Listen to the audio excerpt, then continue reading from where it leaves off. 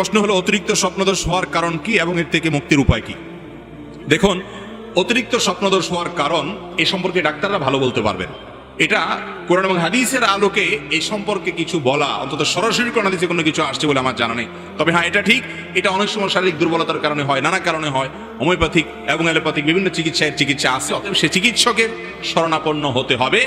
স্বপ্নদোষ হওয়া এটা কোনো অপরাধ না। অনেক যুবক আছে এটা নিয়ে হেজিটেশন ভুগে, এটা নিয়ে খুব বেশি পেরেশান হয়ে যায় যে আরে আমার স্বপ্নদোষ কেন হচ্ছে, আমি খারাপ মানুষ নাকি। না, স্বপ্নের মধ্যে সে যত কিছুই দেখুক না কেন, সেটা যাই হোক না কেন, তার কারণে তার আমলনামা কোনো গুনাহ লেখা হয় না, যেহেতু এটা মানুষের সাধ্যের বাইরে, তার হাতে না।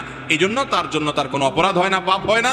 আর এমন কোনো কথা নেই যে লোকটা নেককার ভালো মানুষ তার স্বপ্নদোষ হয় না, আর যে বদকার খারাপ মানুষ তার স্বপ্নদোষ হয়, এমন কোনো কথা নাই।